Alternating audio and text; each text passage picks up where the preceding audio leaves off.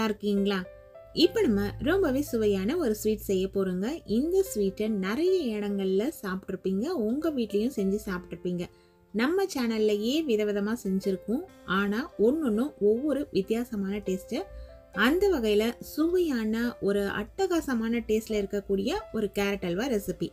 Carrot halwa செய்யறதுக்கு 1/2 kilo அளவுள்ள கேரட்டை கடையில இருந்து வாங்கிட்டு வந்து நல்லா வாஷ் பண்ணிட்டு மேல இருக்க தோலெல்லாம் எடுத்து திரும்பவும் ஒரு முறை வாஷ் பண்ணிடுங்க. அதுக்கு பிறகு இது போல துருவி எடுத்து வச்சுக்கோங்க. இன்னைக்கு நான் யூஸ் பண்ணியிருக்கிறது நம்ம ஒரு ஊட்டி கேரட் கிடையாது, டெல்லி கேரட்டு. நல்லா டார்க் ஆரஞ்சு கலர்ல, அதாவது டொமேட்டோ ரெட் கலர்ல இந்த கேரட் இருக்கும். இப்போ அடிகனமான ஒரு கடாய் வச்சுக்கலாம். அந்த கடாயில் நெய் சேர்த்துக்கலாம். நெய்யோட அளவு கூட குறைய பார்த்து சேர்த்துக்கோங்க, உங்களோட விருப்பத்துக்கு ஏற்ற மாதிரி. அல்வாவை பொறுத்த வரைக்கும் நெய் கொஞ்சம் கூடுதலாக சேர்க்கும் பொழுது சுவை, மனம், அந்த கன்சிஸ்டன்சி எல்லாமே ரொம்ப சூப்பராக இருக்கும். நான் இப்போ ஒரு 3 டேபிள் ஸ்பூன் அளவுள்ள நெய் சேர்த்துருக்கேன். லோ ஃப்ளேமில் இருக்குது. துருவின கேரட்டை இதில் சேர்த்துட்டு நல்லாவே நம்ம வதக்க போகிறோம். இந்த கேரட்டை நெய்யில் நல்லாவே வதங்கி வந்துடணும்.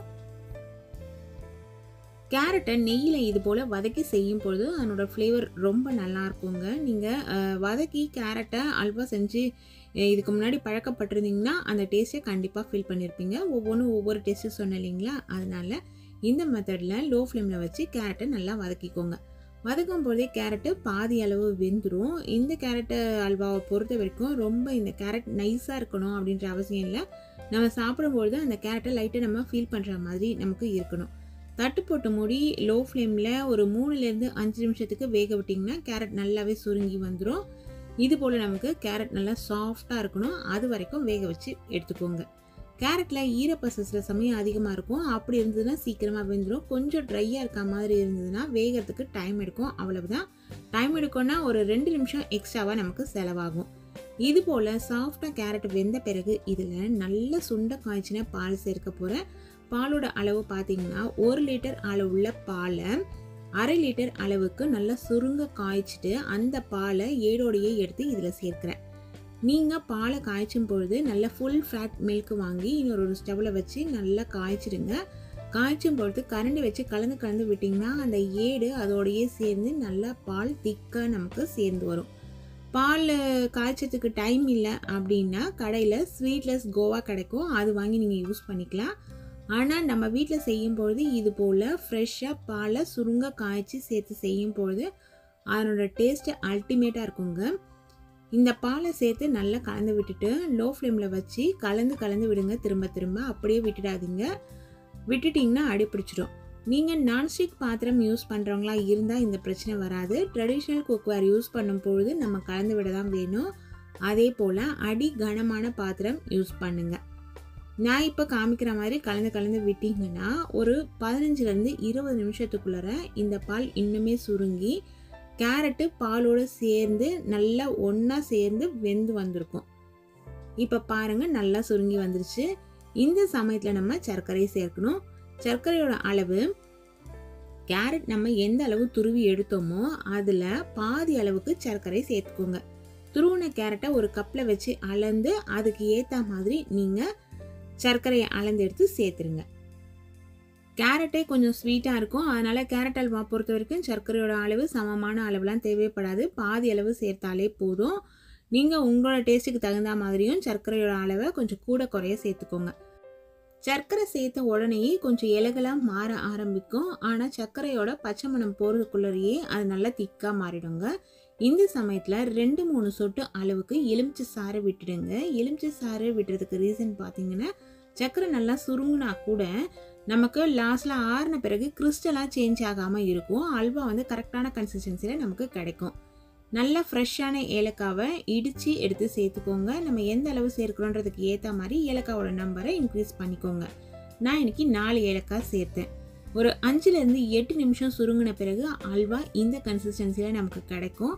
பாருங்கள் எந்த அளவு சர்க்கரை நல்லா பாக மாறி கலர்லாம் சேஞ்ச் ஆகி சூப்பராக வந்திருக்கு. ஏலக்காவோட வாசனையும் ரொம்ப நல்லாவே வந்திருக்கு. இதில் நீங்கள் ஏலக்காய் பவுடர் யூஸ் பண்ணுற மாதிரி இருந்ததுன்னா 1/4 டேபிள் ஸ்பூன் அளவுக்கு ஏலக்காய் பவுடர் யூஸ் பண்ணிக்கோங்க.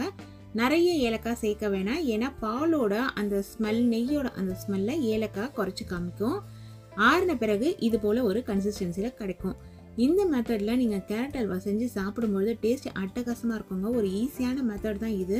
டைம் இருக்கும்போது சைடில் பாலை நல்லா காய்ச்சிட்டு இதை ரெண்டுத்தையும் சேர்த்து மிக்ஸ் பண்ணி கிளறி எடுத்திங்கன்னா ஒரு சுவையான கேரட் அல்வா ரெடி ஆகிடும். இப்போ நட்ஸ் எல்லாம் சேர்த்து ஒரு தாளிப்பு கொடுத்துடலாம். தாளிக்கிற கரண்டி ஸ்டவ்வில் வச்சுட்டு 2 டேபிள் ஸ்பூன் அளவுள்ள நெய் சேர்த்துக்கலாம். நம்மக்கிட்ட இருக்க நட்ஸ் எது வேணாலுமே நம்ம சேர்த்துக்கலாங்க. நெய் நல்லா உருகி வந்திருக்கு. லோ ஃப்ளேமில் வச்சுருக்கேன். நான் எனக்கு இதில் முந்திரி பருப்பு சேர்க்க போகிறேன், பாதாம் பருப்பு சேர்க்க போகிறேன். உங்களோட விருப்பப்படி முந்திரி பருப்பு, பாதாம் பருப்பு, வெள்ளரி விதை இது போல் வேறு எந்த நட்ஸ் வச்சுருக்கீங்களோ சேர்த்துக்கோங்க. அதெல்லாம் நம்மளோட டேஸ்ட்டு, நம்மளோட விருப்பம் தான். ஒரு அரை கைப்பிடி அளவுள்ள முந்திரி பருப்பு இதில் சேர்த்தாச்சு. இப்படி தான் முழுசாக சேர்க்கணுன்றது கிடையாது, நீங்கள் உடச்சிட்டு கூட சேர்த்துக்கலாம். பாதாம் பருப்பு ஸ்லைஸாக கட் பண்ணி வச்சுருந்தீங்கன்னா சேர்த்துக்கோங்க, இல்லைனா 2 கட் பண்ணியிருந்தாலுமே கூட சேர்த்துக்கோங்க. இப்போ முந்திரி பருப்பு ஓரளவு கலர் மாறி வந்துருச்சு. இந்த சமயத்தில் நம்ம பாதாம் பருப்பு சேர்த்துக்கலாம். பாதாம் பருப்பு சேர்க்கும் பொழுதே நீங்கள் காஞ்ச திராட்சையும் சேர்த்துக்கோங்க.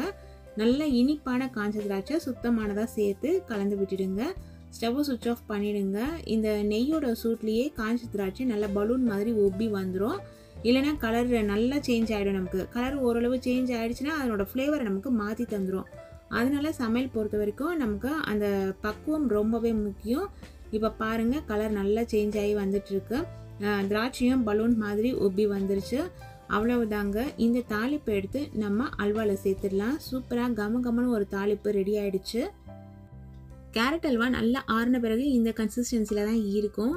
இதுக்கு நீங்கள் தாளிப்பு கொடுக்காமையே கூட சாப்பிட கொடுக்கலாம். செம்ம டேஸ்ட்டாக இருக்கும். நீங்கள் வேணும்னு நினச்சிங்கன்னா இந்த தாளிப்பை இது மேலே சேர்த்து கொடுங்க.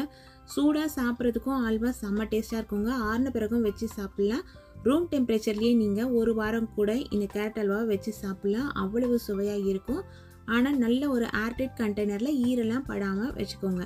நீங்களும் உங்கள் வீட்டில் இந்த ரெசிபியை இதே பக்குவத்தில் செஞ்சு சாப்பிட்டு என்ஜாய் பண்ணுங்கள். Thank you friends.